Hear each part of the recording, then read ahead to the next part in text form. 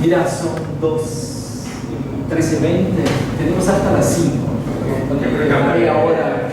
50 minutos, una hora hablaré tal vez, y después podemos abrir la mesa. Obrigado por la invitación. Gracias, obrigado por la invitación. Soy Emilio de Antoñano, y mi pesquisa en general es sobre el crecimiento urbano en la Ciudad de México en el siglo XX. Entonces, mi trabajo, mi disertación que apenas defendí, es sobre el crecimiento de la Ciudad de México en el sector informal, o lo que en México llamamos hábitat popular. Y un segundo proyecto que estoy ahora empezando tiene que ver con la historia intelectual de la antropología, las ciudades latinoamericanas y un poco los marcos conceptuales, el vocabulario con el que pensamos en las ciudades, especialmente fuera de lo que llamo North Atlantic, el Estados Unidos de Europa. Entonces, esta es una reflexión sobre cómo hemos mirado en el siglo XX las ciudades en Latinoamérica y también un poco en África y fuera de Europa y en Asia.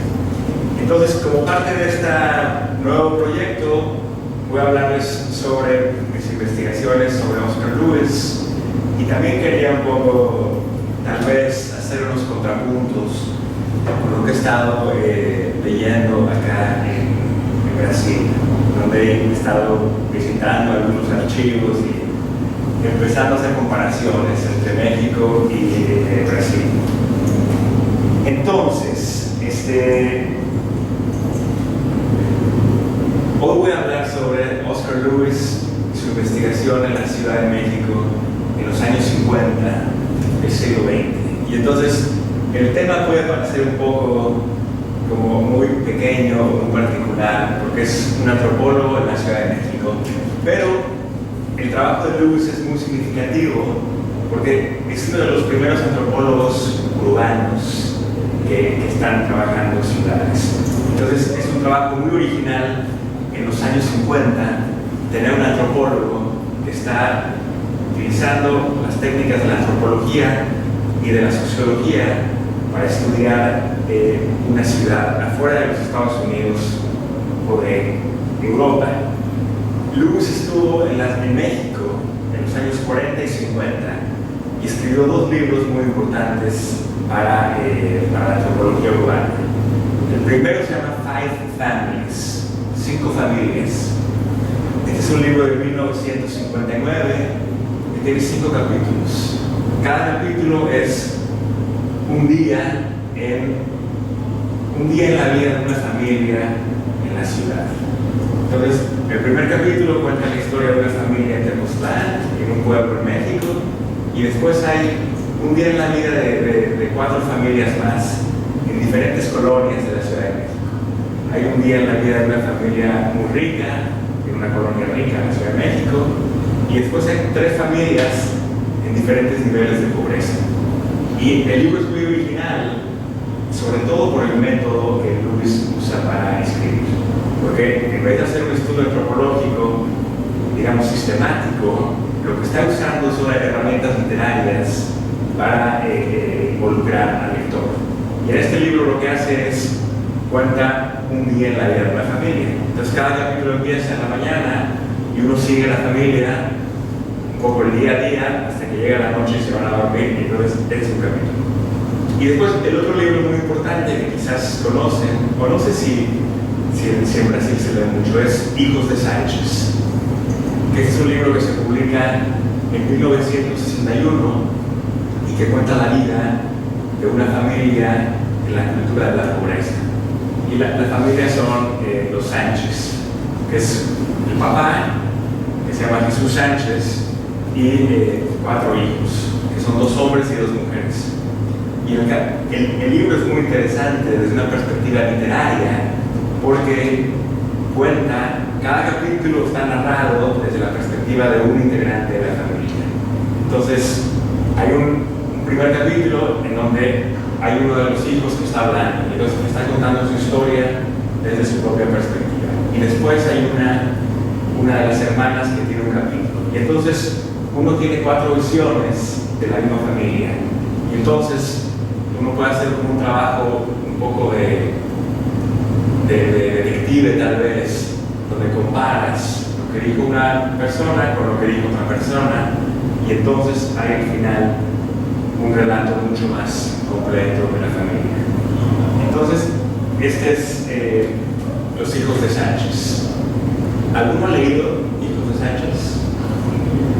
Okay. Hay una traducción. Bueno, el libro se publicó en español en 1965 y también se publicó en inglés. Y en realidad no está completamente claro cuál es la versión original, porque lo que Lewis hizo fue que con una grabadora registró horas y horas y horas de conversaciones con los hijos de Sánchez, y eso después se tradujo al inglés, pero en la versión en español utiliza las grabaciones originales.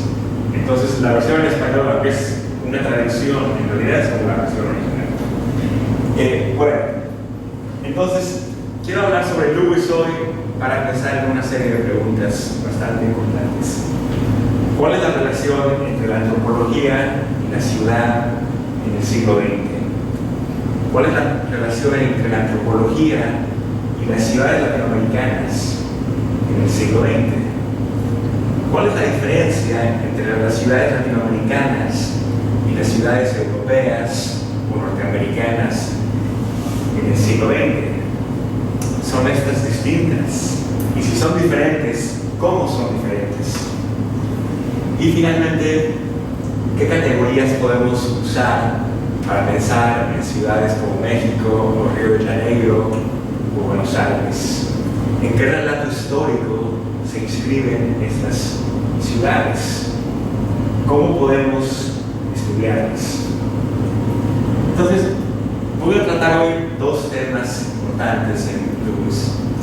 El primero tiene que ver con la morfología urbana, la forma de las ciudades, con qué queremos decir por urbanización, qué entendemos por crecimiento urbano, y cómo la experiencia de la Ciudad de México complica teorías universalistas sobre cuál es la forma y el crecimiento de las ciudades. Ese es el primer tema, digamos, es un tema que está en conversación con la arquitectura, con la sociología y con la geografía quizás. Y el segundo tema que quiero estudiar es el problema de la cultura, de la pobreza urbana, que es un tema clave en Lewis. Y la manera de pensarlo, como Lewis lo pensó, es cuál es la relación entre la pobreza y la cultura. Entonces, ese es un tema importante que también quiero que pensemos hoy.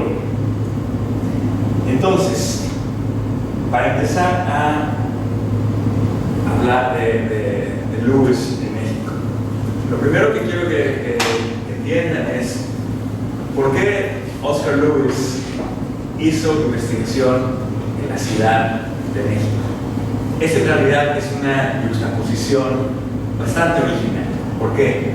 Porque aunque hay una muy larga saga de antropólogos, economistas, sociólogos americanos que viajaron a México después de la Revolución Mexicana en los años 20, 30, 40, casi todos estos sociólogos y antropólogos viajaron a México para estudiar el problema, digamos, lo que se llamaba las sociedades tradicionales, o el problema de las sociedades rurales o las sociedades agrícolas. Era muy extraño que un antropólogo fuera a México a estudiar una ciudad. ¿Por qué? Porque si pensamos en la ciencia como un problema, digamos, transnacional, en esa historia de la ciencia en el siglo XX hay una relación muy interesante entre México y los Estados Unidos, en donde los Estados Unidos se convirtieron en el siglo XX, estoy hablando de el periodo entre 1890 y 1960. Los Estados Unidos, como un laboratorio para la ciencia, los Estados Unidos se convirtieron en el laboratorio de la modernidad, de lo que era una sociedad industrial, de lo que era una sociedad individualista, capitalista, etc. Y México, un poco en un contrapunto y en oposición a eso, México se convirtió en el laboratorio de lo que era una sociedad tradicional, agraria, en una comunidad en contra de lo que sería una sociedad individualista. Entonces, hay una tradición muy importante de antropólogos que viajan a México para intentar entender qué es lo opuesto a una sociedad urbana industrial, como lo que era en ese momento Chicago. Chicago es, entre 1900 y 1930, es el principal laboratorio de las ciencias sociales para la antropología norteamericana y también para la antropología, para la sociología norteamericana en Estados Unidos y en realidad en el mundo. Muchas de las categorías que la sociología tiene son categorías que están inspiradas en Chicago. Y en el mismo momento en que Chicago se está convirtiendo en este ejemplo de lo que una ciudad industrial es, en ese mismo momento México se está convirtiendo en el laboratorio opuesto. Entonces, hay muchos antropólogos que viajan a México para entender cómo funciona una sociedad tradicional. Un ejemplo muy importante es Robert Redfield, que va a México en los años 20 y viaja a Tepoztlán. Y en Tepoztlán es un pueblo a 2 horas de la Ciudad de México. Entonces, Robert Redfield va a Tepoztlán en los años 20 y lo que encuentra en Tepoztlán es una, comunidad. Y a partir de esa comunidad en Tepoztlán escribe un artículo que se llama Folk Society. Ahorita les doy la referencia exacta. Entonces, lugares como Tepoztlán son en los años 20, la comunidad mítica que la antropología estadounidense está investigando y pensando. Por cierto, este es un paréntesis, pero Robert Redfield, que viajó a México para descubrir esta comunidad mítica, él empieza su carrera en Chicago estudiando a migrantes mexicanos que están en Chicago, migrando ya de México a Chicago durante los años de la Revolución Mexicana, en 1910, 1920. Entonces, es muy interesante que Robert Redfield empiece estudiando la migración mexicana a Chicago junto con un montón de sociólogos que están estudiando a polacos, a African Americans, a judíos, a italianos. O sea, en Chicago todo el mundo está estudiando a diferentes etnias, razas, nacionalidades, y los mexicanos son una más. Y lo que Robert Redfield hace es que él encuentra a los mexicanos en Chicago y decide que quiere viajar a México, estudiar, el mexicano en su estado original, antes de haber sido cambiado y corrompido por la migración a Chicago.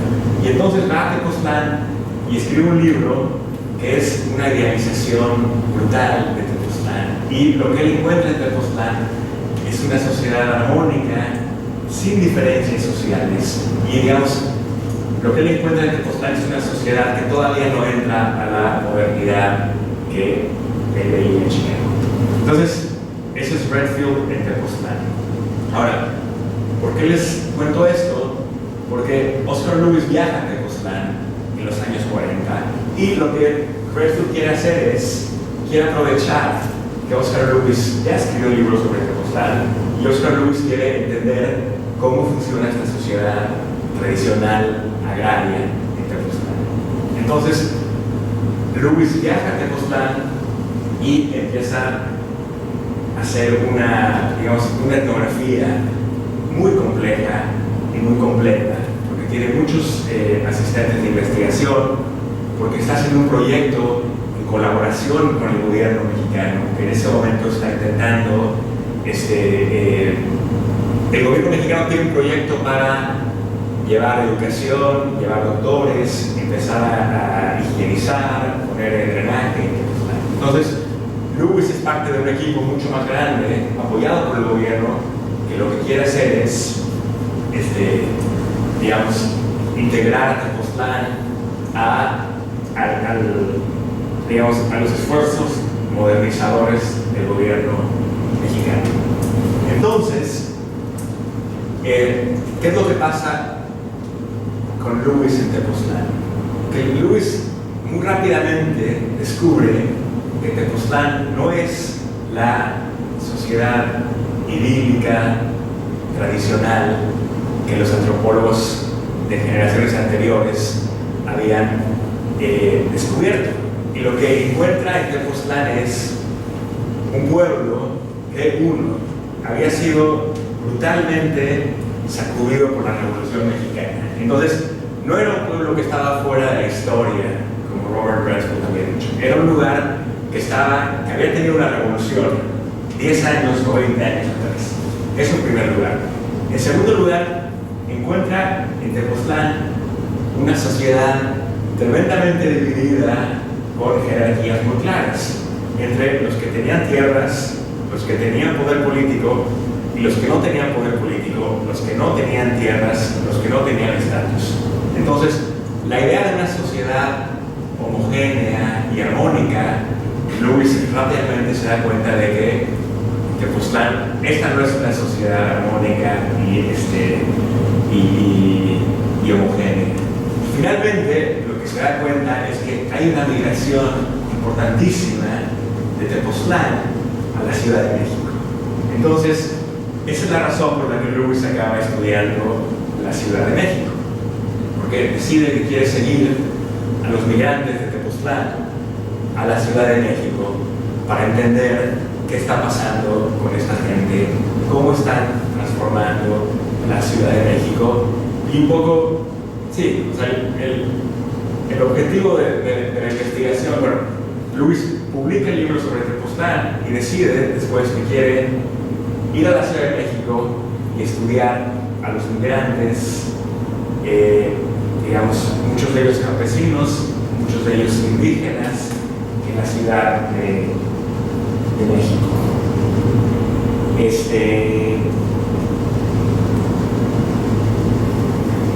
Entonces, nomás para redondear, en resumen, Lewis empieza su carrera estudiando una sociedad tradicional, agraria, descubre en Tepoztlán que esta sociedad tradicional en realidad no existe, o por lo menos no existe en Tepoztlán, y decide entonces ir a la Ciudad de México siguiendo a los mismos migrantes que había encontrado en Tepoztlán. Entonces, Lewis llega a la Ciudad de México a finales de los años 40, decide cambiar de sitio de investigación y se va, digamos, del pueblo de Tepoztlán a la Ciudad de México. Y solamente para decirlo otra vez, porque esto es bien importante, que mover el sitio de investigación es muy significativo, porque otra vez, si uno quería entender una ciudad siendo un científico social en los años 40, uno hacía investigaciones en Chicago o en Detroit, con estas ciudades industriales que eran realmente el lugar más interesante para un investigador social. En ese sentido, la Ciudad de México no era parte de este modelo que la antropología tenía de sociedad tradicional y sociedad moderna, porque la Ciudad de México, desde esta visión, era una ciudad no tan moderna como Chicago, pero tampoco era una ciudad tradicional, obviamente. Entonces, la Ciudad de México no era realmente un problema muy interesante para ser estudiado por un antropólogo o por un sociólogo de los años 40. Y entonces, esa es la originalidad de Lewis, digamos, estudiar una ciudad como un antropólogo y además en México. Entonces, ahora, me gustaría hablar un poco de la Ciudad de México en los años 50. O sea, ¿qué estaba pasando en la Ciudad de México en los años 50? Lo primero que que ya les mencioné rápidamente. En México hay una revolución de 1910 a 1920. La revolución es sobre todo un movimiento político agrario. Los lugares más importantes de la lucha son en el campo y las reivindicaciones más importantes de la revolución son agrarias. Entonces, la revolución es muy compleja y tiene muchas diferentes caras, pero la más importante, o la parte más importante es definitivamente agraria. Entonces, hay una revolución agraria en México, pero esa revolución agraria desencadena cambios políticos en el campo y en la ciudad. Entonces, hay especialmente un nuevo repertorio de organización política, una serie de lenguajes políticos que se vuelven muy importantes en la ciudad.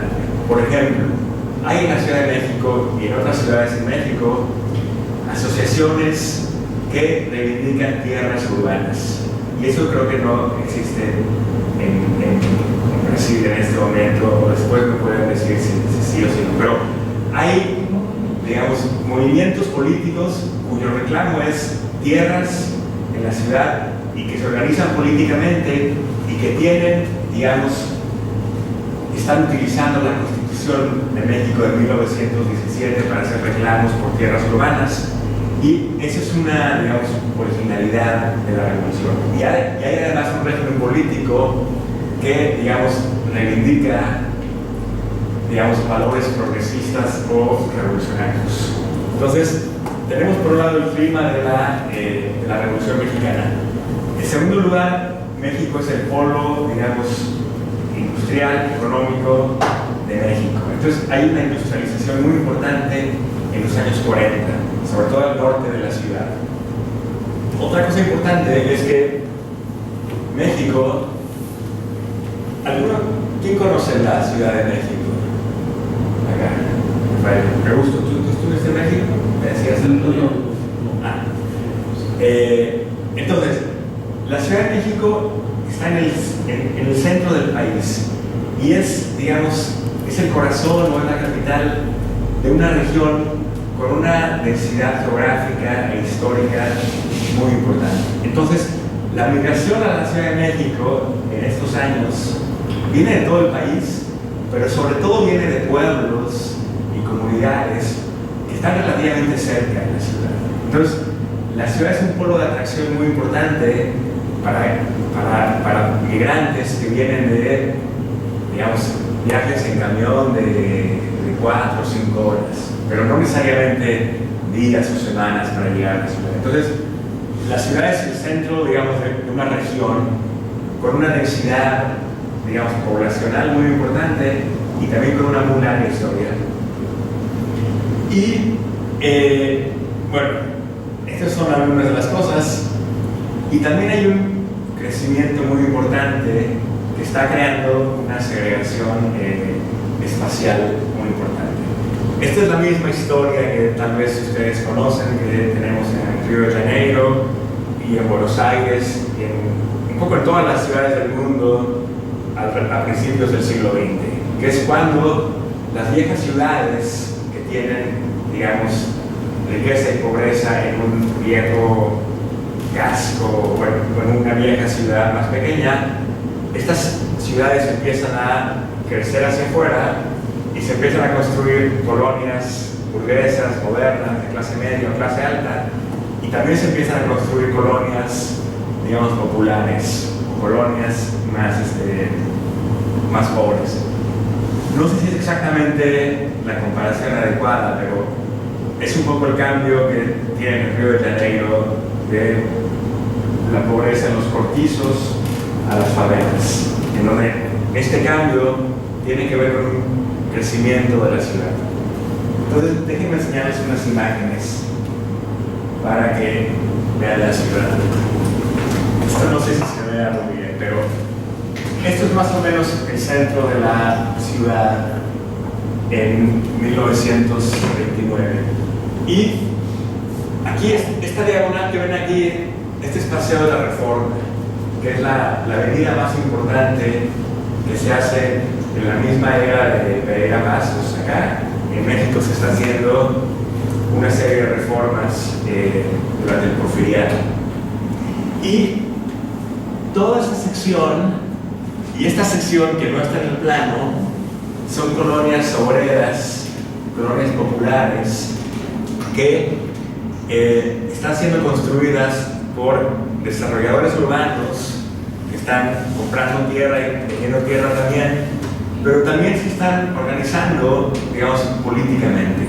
Muchas de las colonias, esa es una cosa que es muy interesante, que en este mapa hay muchas colonias en toda esta zona que ya existen, pero que no están en el mapa, porque este es un mapa del cadastro. Entonces, este es un mapa de 1929 de la oficina del cadastro, pero hay una parte enorme, todo esto, que ya está construida, que ya está rentada, pero que no tiene servicios públicos y que entonces no está en el cadastro de la ciudad. Y la diferencia importante acá es que hay una diferencia muy clara entre digamos, la geografía de la pobreza entre 1910 y 1940. Y es que hay una migración del centro de la ciudad hacia afuera de vecindades que eran rentadas a casas acá que están pagándose con una mensualidad. Y también hay una diferencia muy importante en términos de densidad poblacional. Entonces, esta parte hay una densidad poblacional enorme y en estas partes hay una densidad mucho más baja. Les voy a enseñar unas fotos para que quede más claro. Este es un mapa de los años 40, digamos, que está intentando entender la segregación urbana en este periodo. Entonces, es chistoso porque dice casas de los intelectuales. Entonces, hay como una lista de 200 pintores, políticos, escritores, y los pone en puntitos. ¿Estos puntitos son los intelectuales?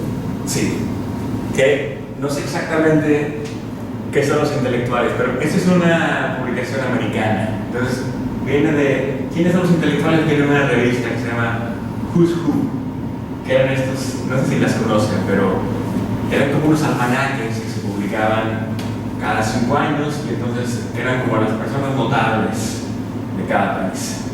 Y siempre son como, no sé, como toda la gente del gabinete, diputados, pero también pintores famosos, escritores.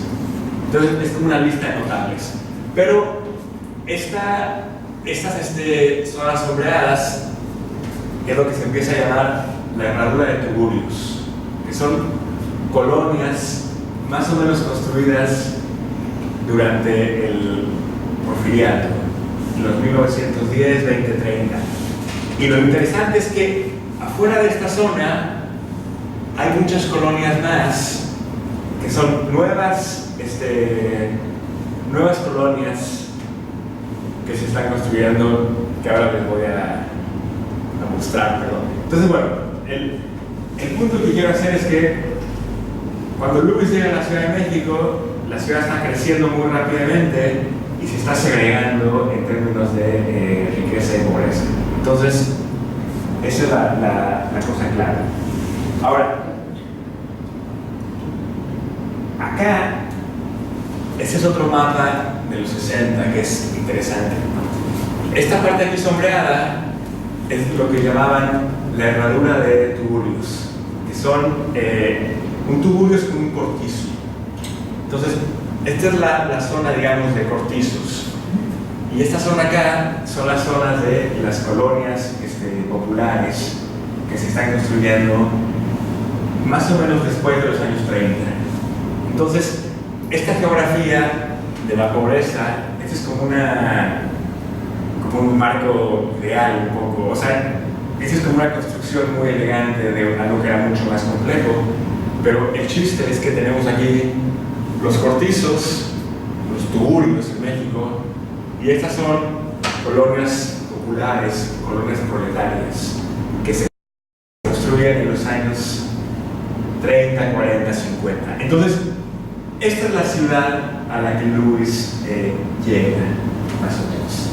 O sea, es una ciudad que está muy rápidamente cambiando y todas estas zonas que están acá son zonas que muchas veces no están registradas en el cadastro municipal, pero además todavía no son parte de la manera en que la ciudad se está pensando a sí misma. Es decir, no existe todavía un relato histórico para estas zonas y no existe tampoco, digamos, una conceptualización de qué son estas zonas, cómo son diferentes de esta zona, qué va a pasar con ellas. Es decir, son un poco invisibles desde la perspectiva de las ciencias sociales y también son invisibles para el gobierno, que muchas veces no las tiene todavía catalogadas, contadas. Después puedo complicar esta historia porque hay muchos matices que decir, pero estoy siendo un poco esquemático acá. Ahora, quiero, bueno, no me quiero tardar mucho más, pero en este momento simplemente quiero un poco dejar bien clara esta diferencia entre el Tugurio y la colonia proletaria, digamos, como una manera de leer la ciudad y cómo está cambiando. Déjenme enseñarles un par de imágenes más. Esto es cuando las colonias proletarias empiezan a ser contadas en los años 60, y este es uno de los primeros mapas que cuentan las colonias proletarias. Y hay alrededor de 300 en la Ciudad de México en los años 60. Y este es un mapa de un tugurio, que es la colonia Morelos, que es la colonia donde Lewis hizo la mayoría de sus etnografías. Esta colonia Morelos está en esta región somera.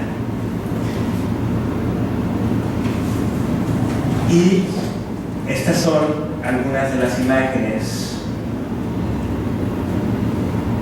de los tugurios, o de las viejas colonias, bueno, viejas, digamos, de las primeras 3 décadas del siglo XX. Entonces, esta es la colonia que Oscar Lewis estudió con más detalle. Y cuando lean Hijos de Sánchez ocurre en esta colonia, que se llama la Casa Grande. Entonces, estas son fotos de Lewis de los tugurios de la Ciudad de México en 1960. Déjenme enseñarles algunas más. Este es un poco el típico organización espacial de una vecindad.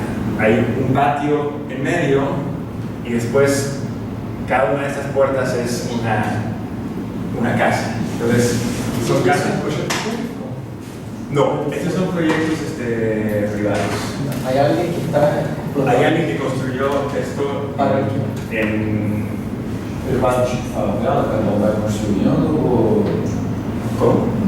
Foi por autoconstrução, assim? No, este es un proyecto que un desarrollador construyó y después está rentando las... É tipo mais cortiço, vem cá. Sí. O sea, esto, si lo quieren traducir al carioca, esto es un cortizo, digamos, de los años construido en los 1890s.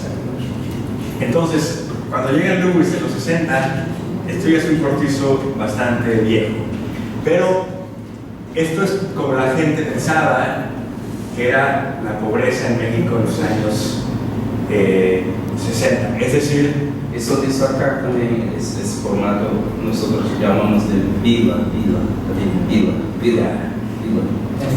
Esto es lo que en Argentina sería un conventillo, porque los conventillos tienen 2 pisos generalmente. Porque acá o cortiço é mais parecido com o conventismo. Porque hay una idea de una curva, Sí. un patio. En realidad, bueno, estamos ya en prácticas como arquitectónicas, pero en México también hay muchas vecindades que tienen un patio central y están distribuidas alrededor. Y de hecho, no. O sea, en realidad, aquí se ve un poquito más. O sea, esta es una colonia muy grande, esta es una vecindad muy grande que tiene en realidad 4 patios. Y aquí no se ve muy bien, pero es una cuadra entera. Entonces, es enorme y acá viven 400, 500 familias. Ahora, lo que quiero que... Miren, este es un mapa de la colonia. Parece assim os conjuntos habitacionais que a gente tem na Minha Casa Minha Vida, né, que são um colado do outro. Eu vejo muito Mas isso tem muito. sobretudo os CHPs, as casas de habitação provisória. Isso. Tanto na época da ditadura quanto na época do Vargas. Porque había mucho proyecto de habitación provisoria, con casas muy chicas, así, que era para ser después, pero se quedó. Y el tipo de construcción, por ejemplo, lo que había acá en el parking, en el estacionamiento de Buki, era así. Aquí se ve un poquito más, o sea, en estas casas, aquí hay como un patio, donde había un baño y un pequeño patio. Entonces, hay 2 partes. Aquí un patio y atrás una recámara que es más alta. Entonces, había también un tamaño. Ahora, lo que parte del argumento que quiero hacer es que estas vecindades son construidas entre 1890 y 1910. Pero estas vecindades se convierten en, digamos, el símbolo o la representación más conocida de la pobreza en la ciudad. Entonces, cuando alguien piensa en la pobreza urbana en México, hasta los años 1960, piensa en esto. Y esa es la idea de qué es la pobreza en México. Una cosa que pasa en esto que es la herradura de Tuburios. Entonces, digamos, esta idea de la herradura de Tuburios, que es una herradura, es una, ¿cómo se llama? Una filadura de tuburios o de cortizos. Esto se convierte en el diagnóstico de la pobreza urbana en México en toda la primera mitad del siglo XX. Y esta cosa que son las colonias proletarias son en buena medida invisibles hasta 1950, yo diría. Entonces, este mapa es del 63, y en 63 ya tenemos todo esto. Pero cuando Lewis llega a México, en los años 40, si él quiere entender la pobreza en México, lo que él hace es ir a esta zona y, digamos, meterse con la gente y empezar a investigar cómo es la pobreza. Y entonces están todas estas fotos de Lewis y son de su investigación. Esta es la Casa Grande, que es seguramente la vecindad más famosa de México, porque Lewis es la protagonista de los libros de Lewis. Bueno, también está la vecindad de El Chavo del Ocho, de Chávez. Ese es, digamos, un poco, Chávez es tan importante en México porque Chávez sigue congelando esta idea de la vecindad y cómo funciona y todo esto. Ahora, entonces, estas son, nada más para ver, estas son viviendas en renta, que tienen rentas muy baratas, son viviendas que están, la mayoría de la población, bueno, depende en cada vecindad, pero una gran parte de la población viene de los estados alrededor de la Ciudad de México. Y son poblaciones, son casas en renta, son casas muy cerca del centro de la ciudad, y son también casas que están perdiendo valor con el tiempo. ¿Por qué? Porque la renta es muy baja, entonces no hay una inversión en mejorarlas. Entonces, cuando Lewis está en estos lugares de los años 50, estas son, digamos, viviendas que ya tienen 50 años y que se han deteriorado mucho en los 50, 40 años anteriores. Ahora, y aquí este es uno de los hijos de Sánchez. Este es Roberto Sánchez. Está aquí en la colonia Morelos. Este es un poco como la oveja negra de la familia. ¿Se dice eso en portugués? Ovelha negra. Él es la oveja negra, siempre está metiéndose en problemas y después se va a Acapulco. Es un poco desastre. Entonces, bueno, eso es. Luis llega, a ver, a hacer el cuento corto. Luis va a Tepoztlán, descubre que hay migración de Tepoztlán a la Ciudad de México, llega a la Ciudad de México y investiga la colonia Morelos. Y entonces, un poco, digamos, Luis confirma viejos prejuicios que existían sobre la pobreza en México, porque un poco está estudiando, digamos, la pobreza en la ciudad como que anclado en el periodo anterior, en las primeras 2 o 3 décadas del siglo XX. Ahora, lo interesante, y aquí es donde la historia se hace más como compleja y más complicada, es que Jesús Sánchez, que es el padre de los hijos de Sánchez, está construyendo, cuando Luis lo conoce, acaba de comprar un terreno en las afueras de la ciudad, en una colonia proletaria.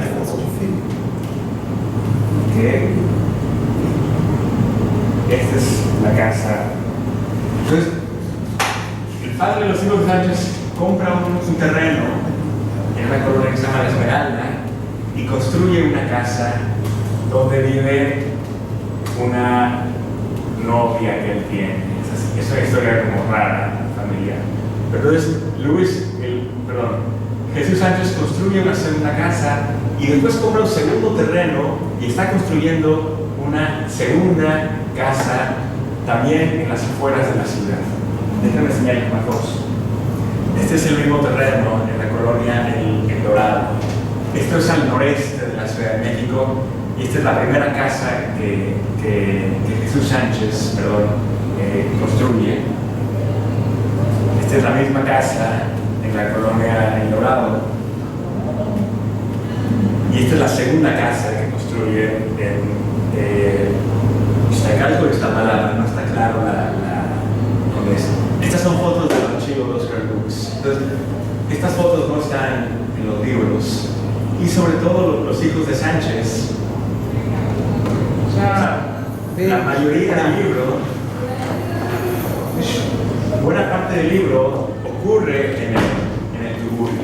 Entonces, los lectores del libro un poco se pierden esta historia de cómo Jesús Sánchez está comprando terrenos en las afueras de la Ciudad de México, construyendo una casa en las afueras de la Ciudad de México y en realidad está contribuyendo a el crecimiento de esta zona de la ciudad y a la integración de esta zona de la ciudad. Entonces está un poco como gentrificando estas colonias, porque además estas son, bueno, ahora vuelvo a eso.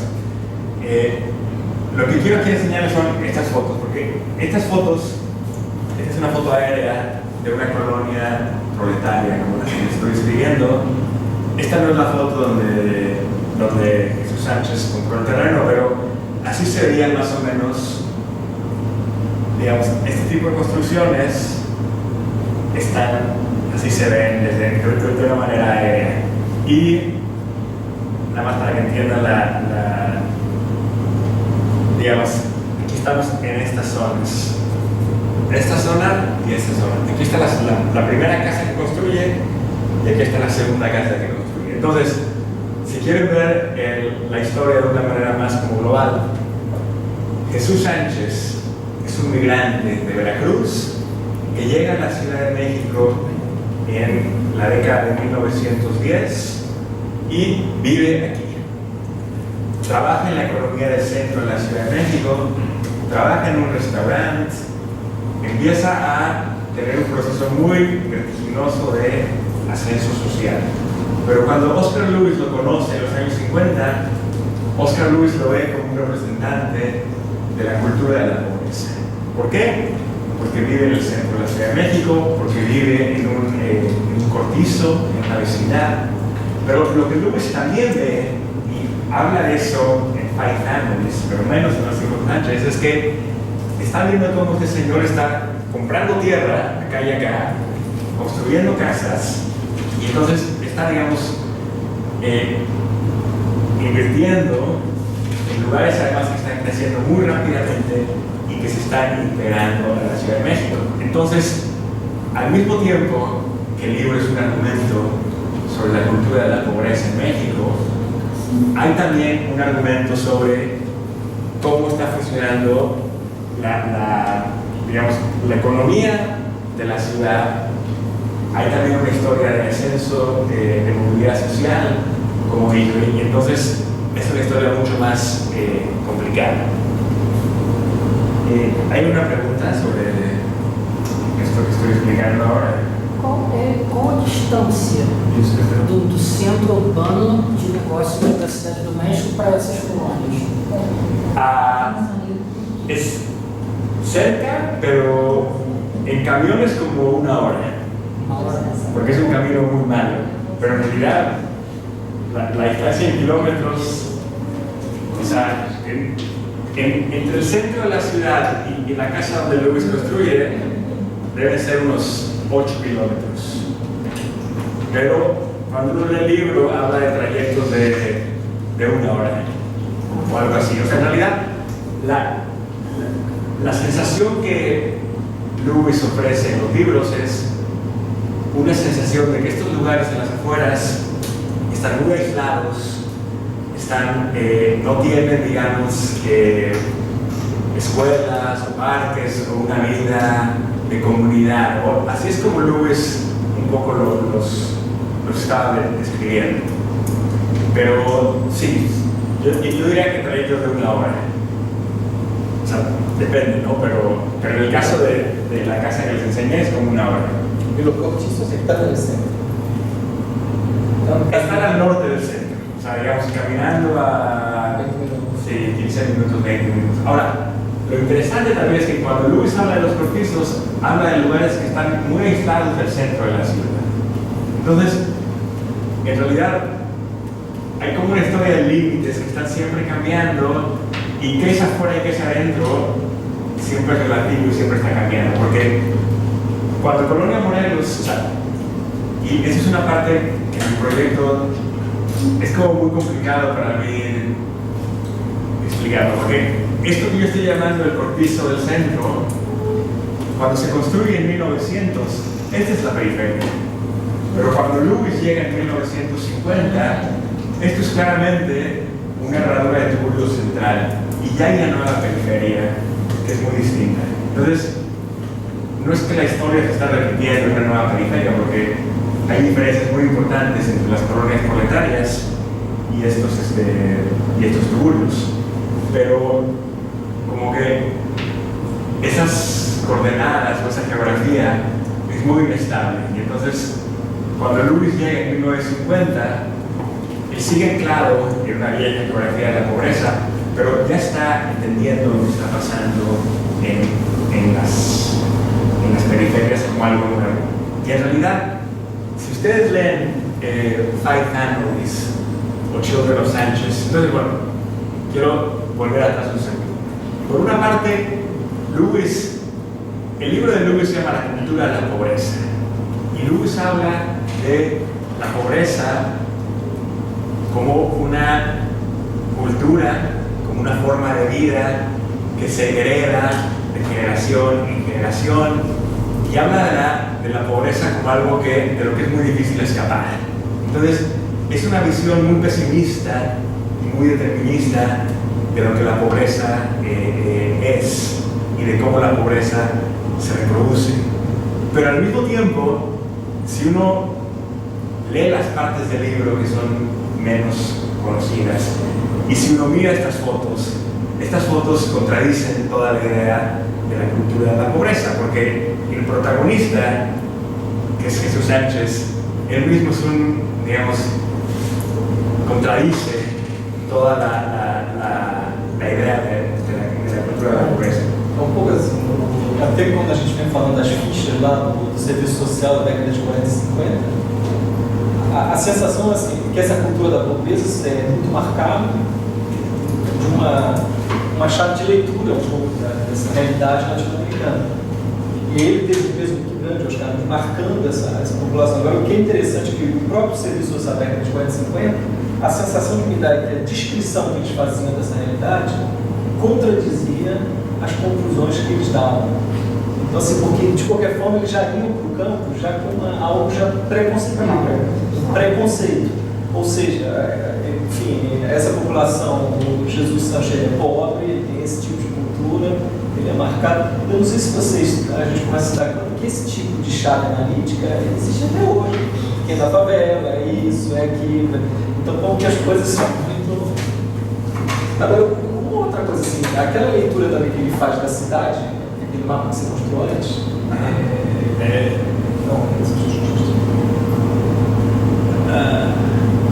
É isso. É quase uma versão invertida de Chicago, né? Do Bush, né? Sí, esto Você tem o centro pobre, uma meia mais rica, não? Sim. Uma meia periferia um pouco mais retrata, me parece. Uma extrema periferia más pobre. Bueno, no, o sea, en realidad, este mapa, o sea, lo interesante es que esta herradura de Tiburios, los antropólogos americanos hablan de esto como la Inner City Slum. Entonces, según el esquema ecológico de Chicago, está el centro de la ciudad y después hay un primer cinturón pobre, que es donde llegan los migrantes. Entonces, todos los estudios de Chicago tienen en esa zona las zonas de exactamente. Entonces, esta es la Inner City Slum. Esto es según Chicago School of Sociology. Inner City Slum. Y slum es la palabra clave, porque slum en español, según los sociólogos, es lo mismo que tuburio. Entonces, cuando los sociólogos van a México, ellos ven esto y dicen, bueno, claro, esto es una slum. Ahora, el problema es que esta siguiente parte en Chicago hubieran sido zonas más ricas, porque hay un anillo de slums y después hay zonas más ricas. Pero en realidad en México, afuera hay un anillo de colonias populares. Entonces, ahí es donde ya el modelo no queda tan... Que acá no me parece que sea la lógica de la favela. Me parece que es mucho más un loteamiento, lo que llamamos loteamiento periférico. No sé cómo puedes hacer una comparación con estas colonias. ¿Te parece que Baixada? ¿Ah? A Baixada? A Baixada, Zona Oeste. ¿Sabes? Porque acá tenemos la idea del cortiço, Sí. las favelas, porque cuando me mostras ahí las fotos de las colonias, ellas tienen un cuadro de calles más o menos dibujadas. Y esto es muy parecido con lo que decimos acá, los loteamientos. Periféricos, clandestinos, bueno, que es un poco la Baixada, un poco la Zona Oeste, un poco... Sí, entonces... ¿Ves? Porque... Y es claro que, por ejemplo, pero es claro que la frontera entre el loteamiento y favela, todo es muy complejo, ¿no? Muy acá también. Sí, yo estaba pensando ahora que estábamos en el archivo de Linz, que había muchas fotos en los mobs, ¿no? Entonces, digamos, cuando los sociólogos miraban esto en los años 60, hablaban de esto como desiertos urbanos. ¿Por qué? Porque esta es una zona de la ciudad al este que es muy seca, hay como vientos muy fuertes, hay mucho polvo, no hay agua, y también hablaban de un desierto como un lugar donde no había, digamos, una vida urbana, como la vida urbana que tenía que haber. Y yo estaba pensando, mirando las fotos de la vegetación en las favelas y mirando las montañas, que hay como un imaginario de lo opuesto a un desierto, pero que igual no es urbano. Pero esta imagen, la verdad que acá hay mucha lluvia, pero esta imagen mucho más aballada, que tenés muy blando, así Sí. Ali também tá Ya.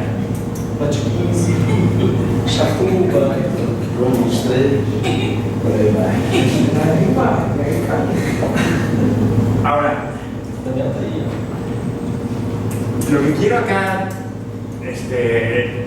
como que dar ahora es que hay una cosa muy contradictoria en el análisis de Lewis que estoy diciendo. Porque por una parte, Lewis está, digamos, él es el autor de este término de la cultura de la pobreza. Pero por un lado, Lewis está hablando de la cultura de la pobreza, está hablando de la pobreza como algo cultural, determinista, y una visión muy pesimista de cómo iba a ser la vida en la ciudad de los pobres. Pero al mismo tiempo, Lewis está explicándonos cómo está creciendo la ciudad. Está hablándonos de la vida de Jesús Sánchez como una vida de movilidad social. Y en ese sentido, en los años 50, Lewis ya está, digamos, en inglés diría predating, como en portugués, como anticipando.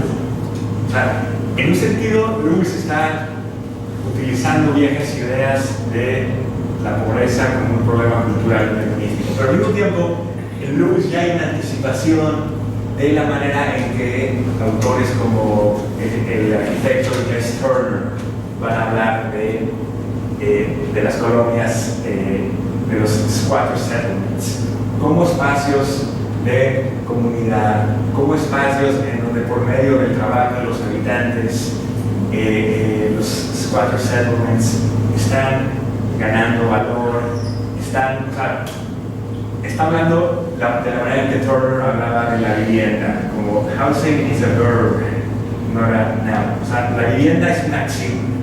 Y entonces, digamos, hay en los años 70 una serie de autores que miran a los squatter settlements,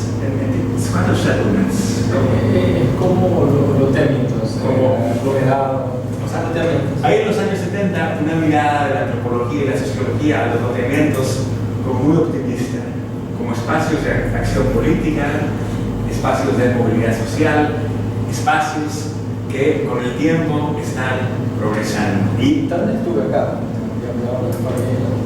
¿quién? Turner. Turner. Sí, entonces, y como yo leo ciertas partes de Lewis, es como algo que está prediciendo o anticipándose a esta mirada. Si ustedes leen en Five Families, hay un capítulo que habla de la casa de Sánchez, de esta casa. Y cuando Lewis describe esta casa, y la describe utilizando las palabras de Sánchez, la describe como una fortaleza. Y está hablando de la casa como un lugar del que Sánchez está tremendamente orgulloso, y un lugar en el que Sánchez lleva trabajando muchos años. Y digamos, está hablando de la casa como un proyecto de vida, pero también un proyecto de inversión y de capitalización. Entonces, eso también es interesante verlo. O sea, no es nada más una historia de construir un hogar, pero es también una historia de hacer inversiones inteligentes. Entonces, ahí hay una ambivalencia entre la cultura de la pobreza, por una parte, y por otra parte, esta mirada turneriana avant la lettre.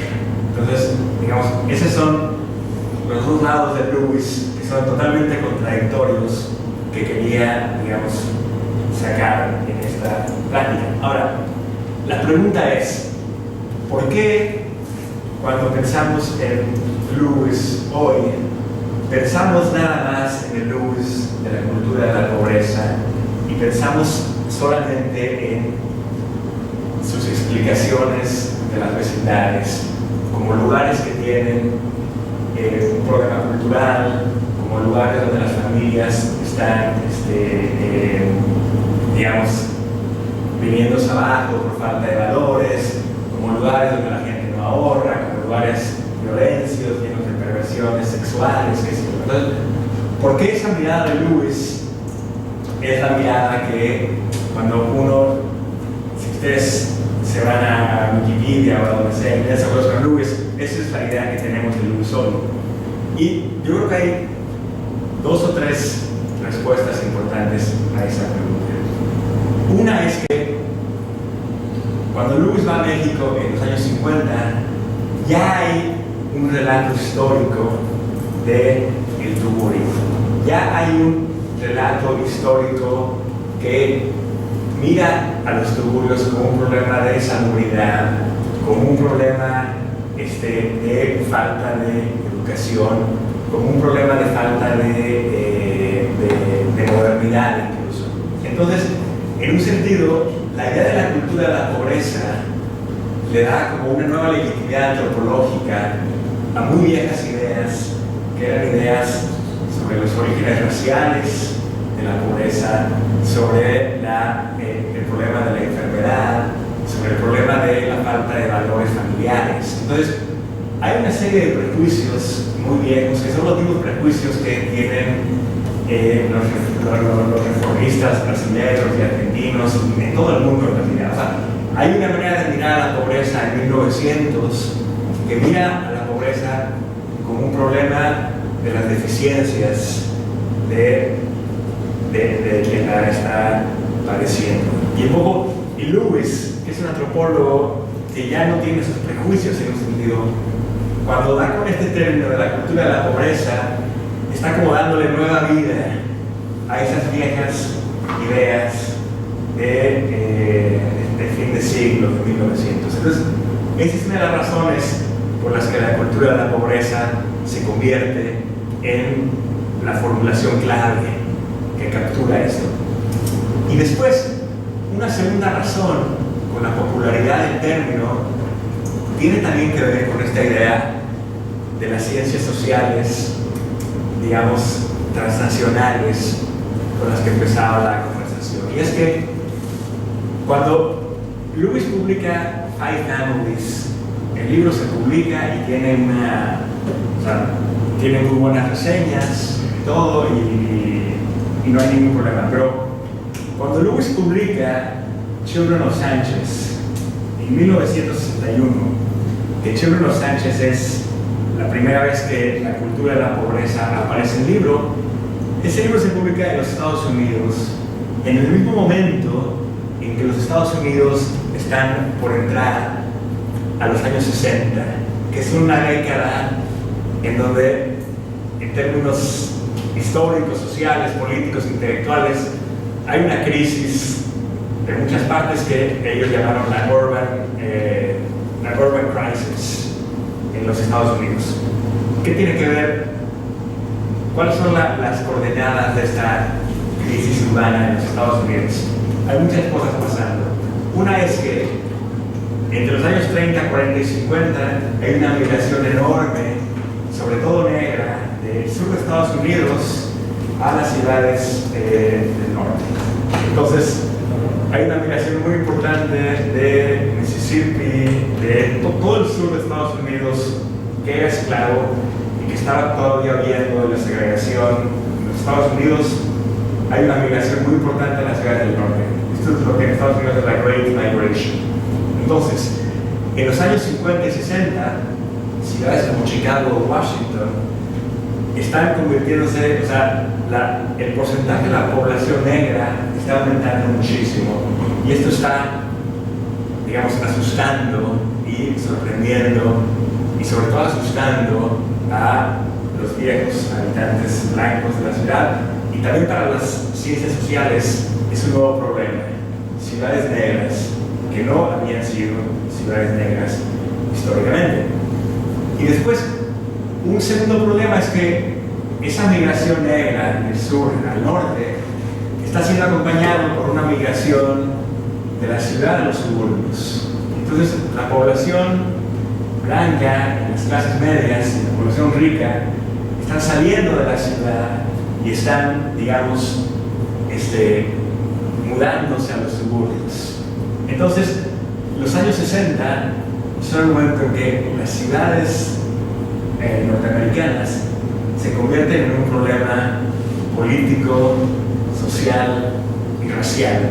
Y es el momento en que empieza a haber una serie de investigaciones muy importantes, investigaciones periodísticas documentales que se ponen a estudiar el problema de, en Estados Unidos es la slum, que es barrios, sobre todo negros y también puertorriqueños, que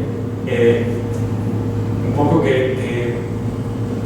como que cristalizan un problema urbano que tiene que ver con raza, tiene que ver con pobreza, tiene que ver con cultura. Entonces, todos estos, digamos, miedos están en el ambiente en los Estados Unidos en los años 60. Y entonces, cuando Lewis habla de la cultura de la pobreza, se convierte en la formulación perfecta para entender los problemas que están pasando en las ciudades norteamericanas en los años 60. Entonces, digamos, el término que hubiera podido ser, digamos, olvidado muy rápidamente, se convierte muy útil para hablar de la pobreza urbana, no en México o en Brasil, sino en los Estados Unidos. Y entonces, el término, además, se convierte muy importante para lanzar una serie de políticas públicas en los años 60 en Estados Unidos para lidiar, para bregar con el problema de la pobreza en la ciudad. Una pobreza que, digamos, en el imaginario colectivo y en la política pública es una pobreza racializada. Entonces, la cultura de la pobreza se convierte en los Estados Unidos en el problema de la pobreza en las comunidades negras y en menor medida puertorriqueñas también. Porque lo interesante es que Lewis, después de escribir Children of Sanchez, el siguiente proyecto de él, que se llama La Vida, se convierte en un estudio de la migración puertorriqueña en Nueva York. Entonces, es un proyecto que se parece mucho al proyecto en México, pero estudia, digamos, a una serie de familias en San Juan, Puerto Rico, y en Nueva York.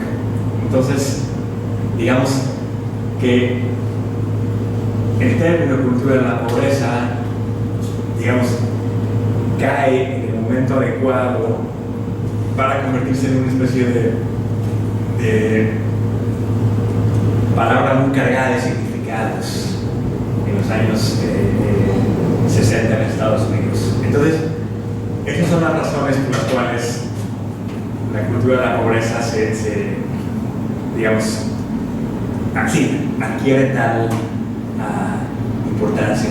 Entonces, hay ahí también, y ya voy terminando porque ya hablé mucho tiempo, hay ahí también como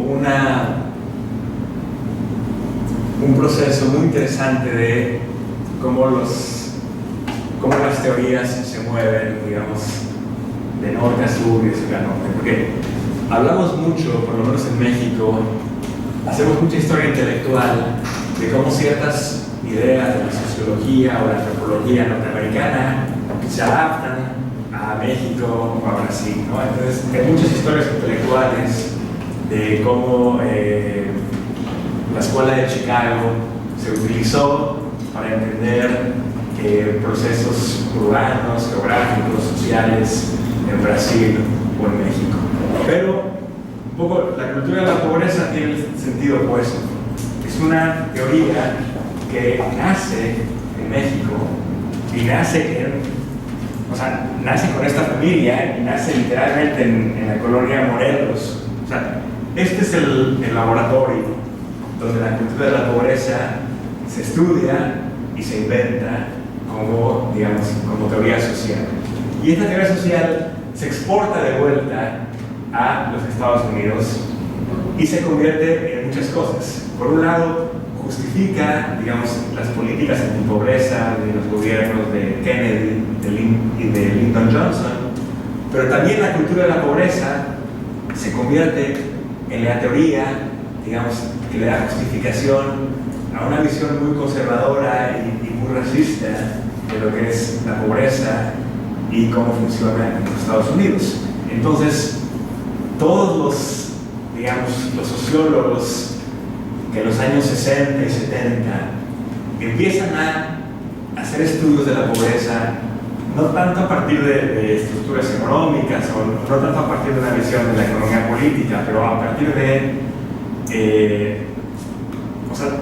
los sociólogos que empiezan a estudiar la pobreza a partir de la familia, la educación, la psicología, el psicoanálisis también. Todos ellos se encuentran en Lewis como un ejemplo muy importante. Y entonces Lewis se convierte en una especie de bête noire o de bestia negra para, digamos, los círculos progresistas, porque se convierte un poco en el responsable de esta manera de estudiar la pobreza. Entonces, ese es como digamos, el trayecto como muy irónico y contradictorio, que, digamos, Lewis empieza estudiando comunidades agrarias en Estados Unidos y por eso viene a México, estudia Tepoztlán, va de Tepoztlán a la Ciudad de México, en la Ciudad de México acuña este término, la cultura de la pobreza, y después el término va de vuelta a Estados Unidos como boomerang y se convierte en muy exclusivo, y es así como esta historia intelectual la entendemos todavía hoy. Entonces, eso es casi todo lo que quería decirles. Quería enseñarles muy rápidamente. Estoy aquí haciendo un poco de investigación de diferentes, un poco con Rafael en algunos archivos, y también estuve en el archivo el Instituto Moreira Salles, que tiene una exposición que igual ustedes conocen mejor que yo, pero es la exposición del fotógrafo americano Gordon Parks, que vino a Río en 61 y publicó este fotoreportaje live sobre Flavio en la favela Catacumba. Esta es no se ve muy bien aquí, pero conocen esta historia de Gordon Parks y Catacumba. Gordon Parks es un fotógrafo norteamericano que viene en el marco de la Guerra Fría a Brasil. Estamos hablando del mismo año. Sí, claro. En 61 se publica Children of Sánchez. En 61 Gordon Parks viene a Río de Janeiro y toma una serie de fotografías de un niño, Flavio, en la favela Catacumba. Yo no sabía muy bien esto, pero lo encontré en el museo, y en el museo tienen las fotos en el archivo del museo. Entonces, lo interesante, y aquí hay muchas comparaciones y contrapuntos que todavía no sé cómo juntar todos los hilos, pero hay varios puntos muy interesantes. Uno es que en el mismo año 61, Oscar Lewis publica Children of Sánchez, Gordon Parks viene a Río de Janeiro y publica este fotoreportaje en la revista Life. Y después, como venganza o como retribución, no sé, la revista Cruzeiro manda a un fotógrafo que se llama Henry Ballot, no sé cómo se pronuncia, que va a Nueva York y documenta la pobreza en East Harlem, en Nueva York, con los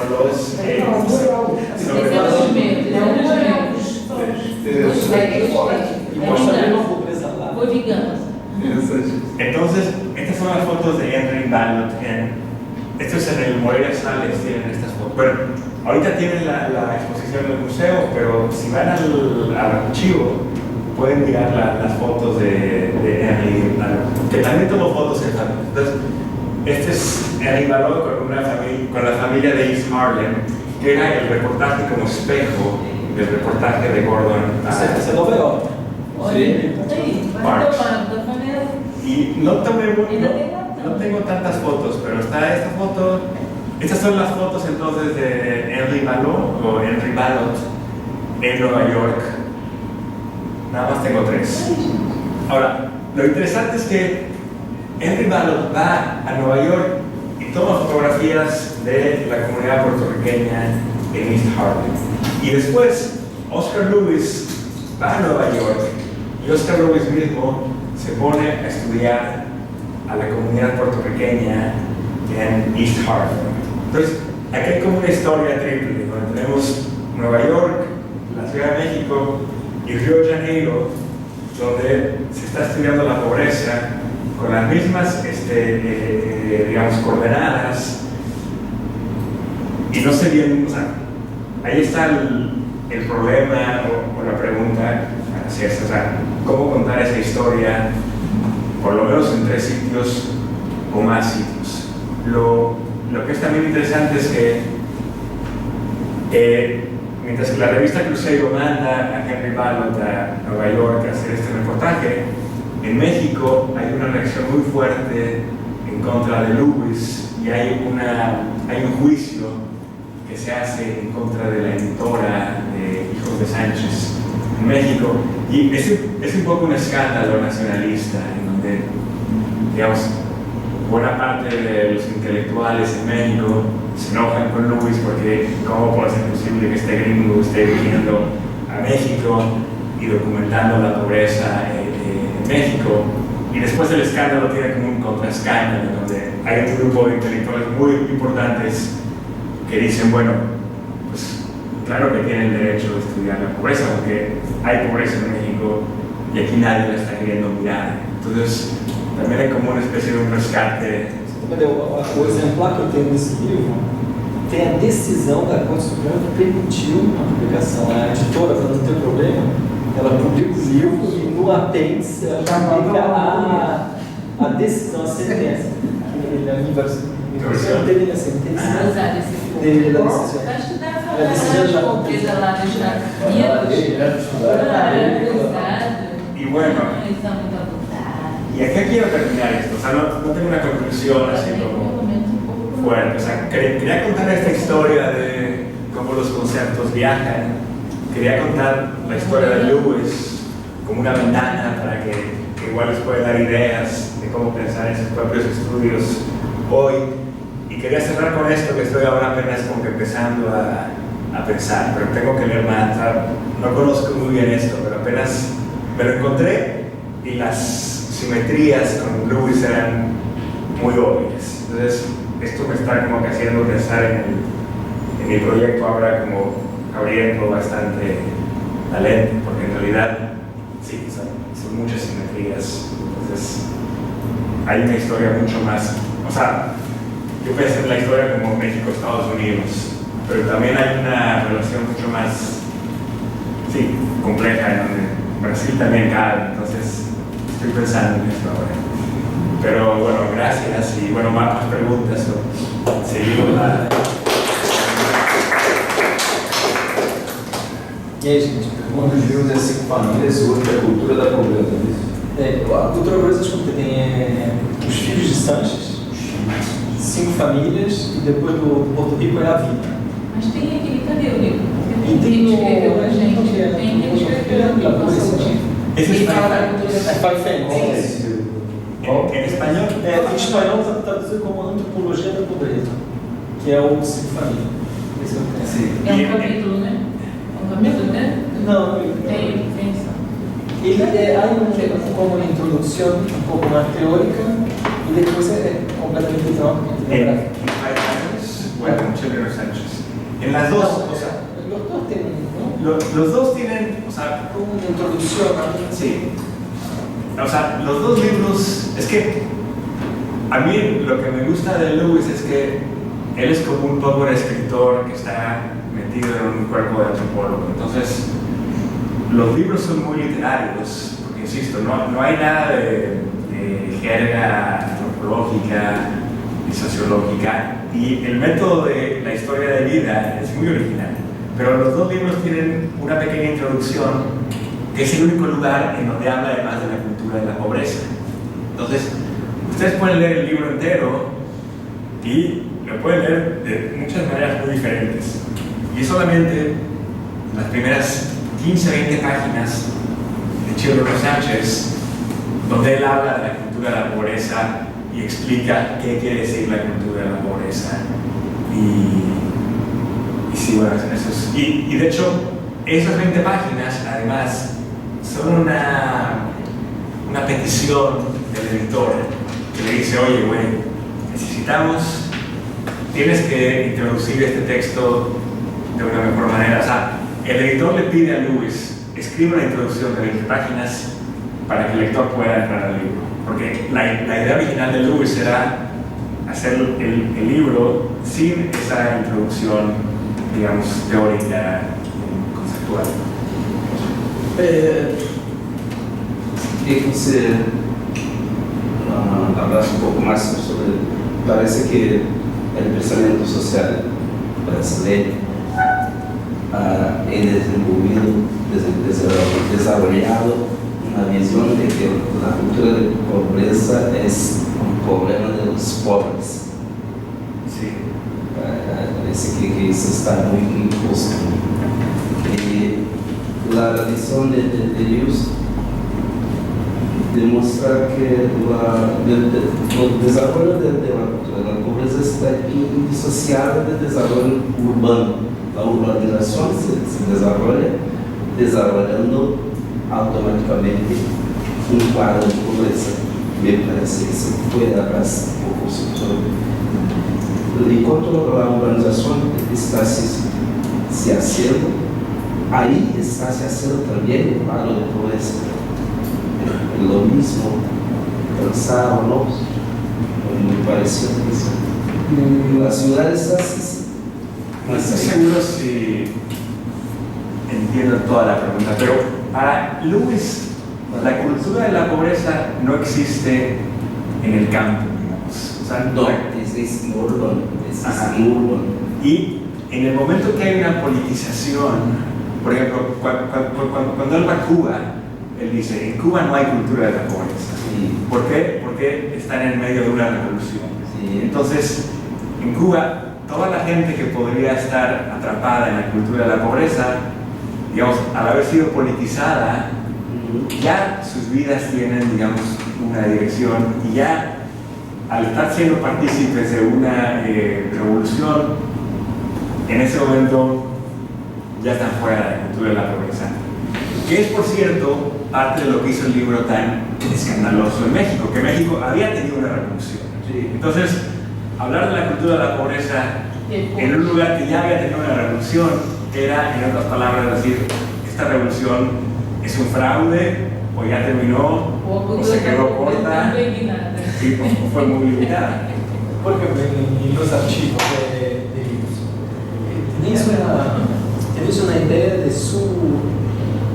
cuál era su posición política?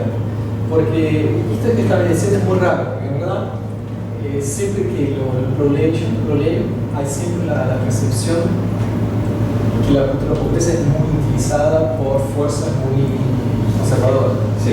Pero al mismo tiempo, en la introducción de los libros, ella habla de Cuba y bueno, está poniendo un dibujo de Cuba completamente distinto. En verdad, la revolución no hay, la cultura pobreza no se ve tanto lo que se ve en México.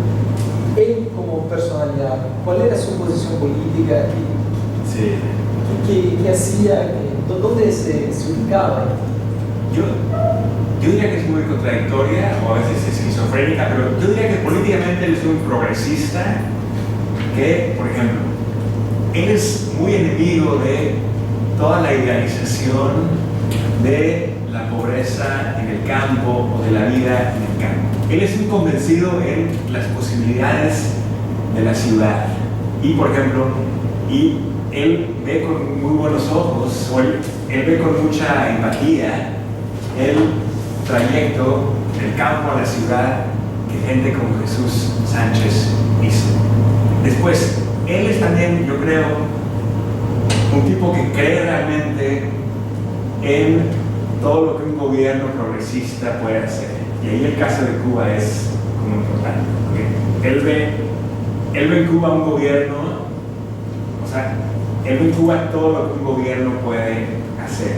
Ahora, yo creo que parte del conservadurismo de Lewis, o ese Lewis más como villano que tenemos, yo creo que algo que hay que enfatizar mucho es toda la influencia del psicoanálisis y la psicología en estas versiones de Lewis, porque hay muchas de las cartas él puede estar haciendo un argumento sobre todo lo que un gobierno puede hacer, pero después dice unas cosas como, es que es obvio que Jesús Sánchez está todavía sumido en el...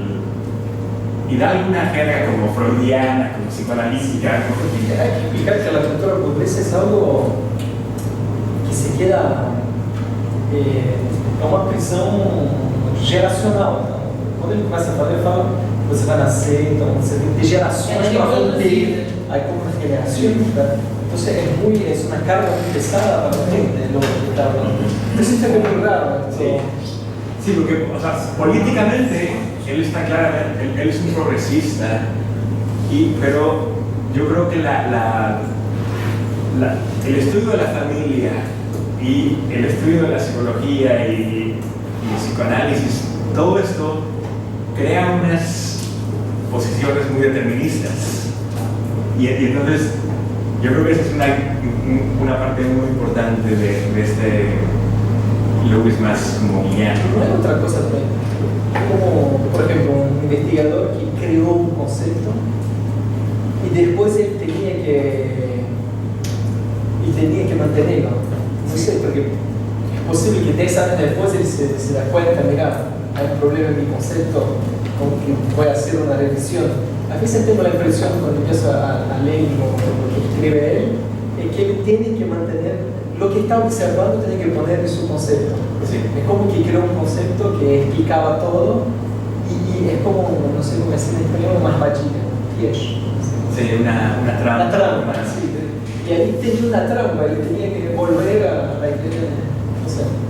Sí, o sea, es cierto que si ustedes leen, por ejemplo, la introducción a la vida, que es el libro de Puerto Rico, es una idea de la cultura de la pobreza mucho más negativa y mucho más determinista que la visión de México. Hay una, no sé si si les interesa esto, hay un artículo, creo que es creo que te lo mandé esto, en 1967, en el journal Current Anthropology, hay una reseña crítica que hacen 20 antropólogos a Lewis y entonces él responde.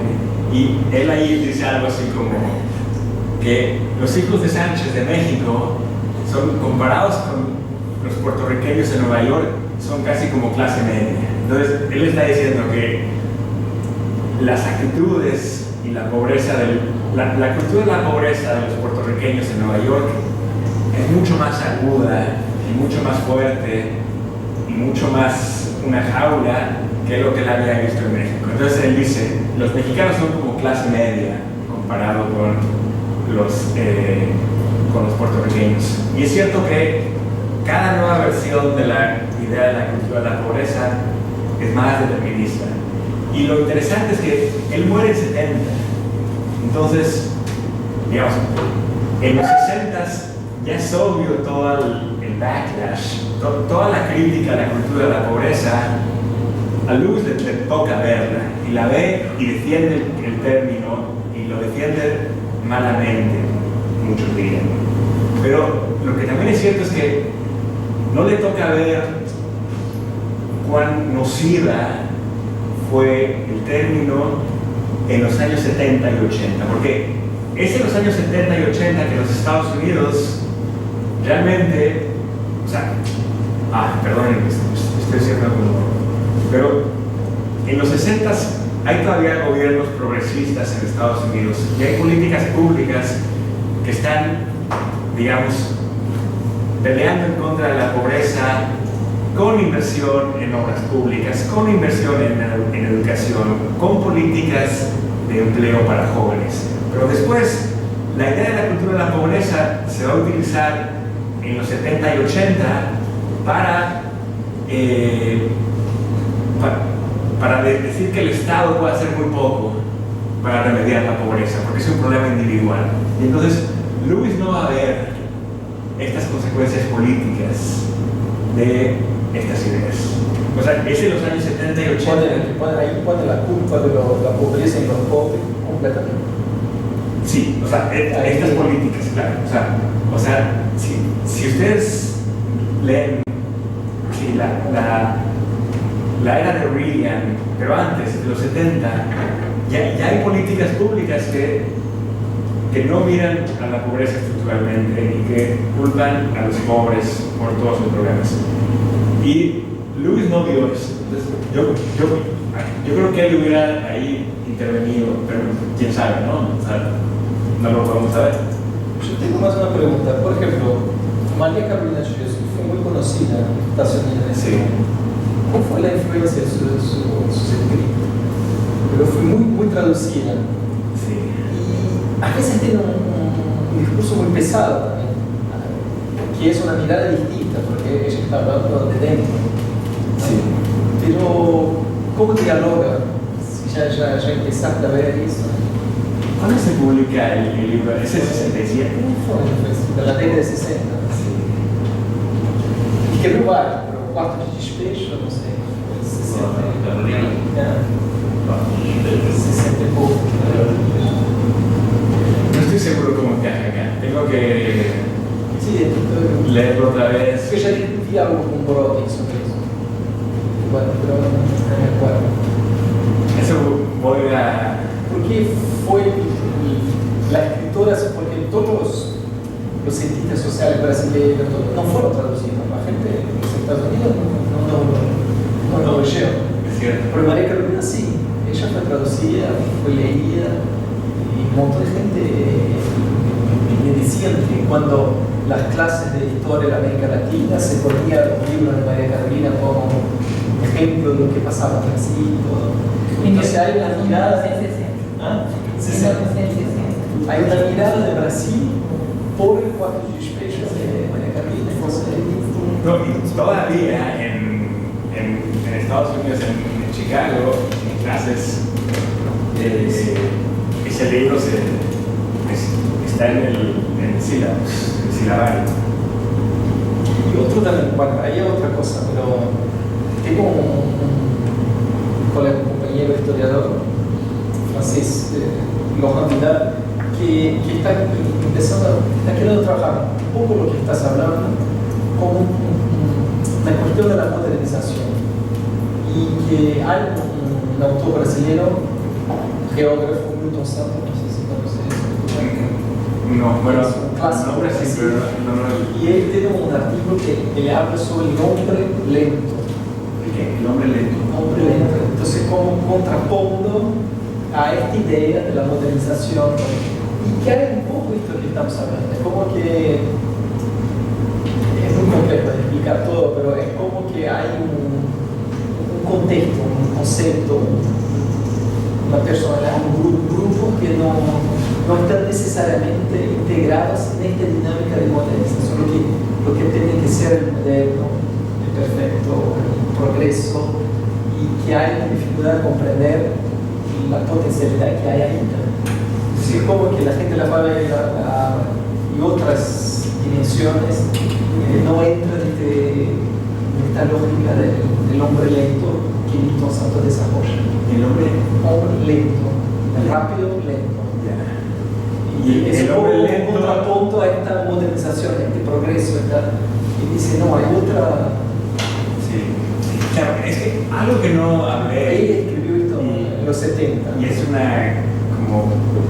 un problema con la presentación, es que un poco, tal vez es un poco una caricatura de la cultura de la pobreza, pero algo interesante es que Lewis en realidad, para él, los exponentes de la cultura de la pobreza son los hijos de Sánchez. O sea, el padre, Lewis lo ve como self-made man, digamos. O sea, como un tipo que migró del campo a la ciudad y como un tipo que construyó una vida en la ciudad y un tipo que en su vida, digamos, experimentó cambios fantásticos. Pero Lewis ve a los hijos como los exponentes de la cultura de la pobreza y en parte también los describe un poco, o algunos críticos han dicho, como niños mimados que como no tuvieron que pasar por lo que el padre pasó, en realidad como que ellos están atrapados en la pobreza, pero en realidad nunca tuvieron que experimentar la pobreza en en el campo que el padre había experimentado. Entonces, son como unos, no sé si decir los niños mimados es una manera como una caricatura de la descripción, pero en realidad una especie de separación, un nivel de pobreza campesina y un nivel de pobreza urbana. Sí. Que está solamente haciendo eso. Hay un nivel de pobreza en el campo, el movimiento de la red, de la sociabilidad del campo, de toda la idea de la religión, la familia, todo. Es un poco esto, ¿no? Que Robert Redfield va a hablar también. Como que esta segunda generación es un gran problema, como ellos no se articular. Hay una caricatura que no puse acá, pero apareció hay una revista siempre que es como el Cruzeiro de México, y ahí todo el escándalo de Hijos de Sánchez es en esa revista donde se publicó. Y hay una caricatura que aparece un fotógrafo con con una familia que vive en un como jacal en el campo y está entrevistándolos. Es una familia en el campo, desnutrida, sin camisa, flachos, se le ven los huesos, ¿no? O sea, una familia desnutrida. Y entonces hay un fotógrafo con su cámara y todo, y está entrevistándolos, y ellos dicen, no, los hijos de Sánchez son nuestros vecinos ricos de la ciudad. Entonces, ahí la caricatura también como que captura lo que estás diciendo. Y, por cierto, también explica un poco cómo Lewis fue leído en México y Estados Unidos, que en Estados Unidos era muy fácil hacer de la pobreza una patología o un fracaso individual, porque era una sociedad tremendamente rica, que estabas en medio de un proceso de riqueza y crecimiento fantástico. Y aunque México también estaba creciendo en los años 60, era muy obvio que México no era, o sea, la pobreza en México no era tan fácil mirarla como un problema individual. Pero en Estados Unidos sí era mucho más fácil mirarla así, porque era una sociedad que realmente muy complaciente en su idea de ella misma, y también era una sociedad que estaba, o sea, realmente que se había enriquecido mucho. Entonces, esta cultura de la pobreza, por eso fue más nociva también, yo creo, en Estados Unidos que en México o Brasil, porque en realidad la acusación al individuo pegaba más en una sociedad tan rica. Entonces, realmente quien era pobre en Estados Unidos era más fácil, digamos, acusarlo. Pero en México o Brasil, yo creo que no pegó tanto en ese sentido, no sé. Muy bien, mais algumas questões que a gente tem que fechar. Já virado pouco. Falta 5 minutos. Gente, me valeu, obrigado. Gracias. Muito, muito.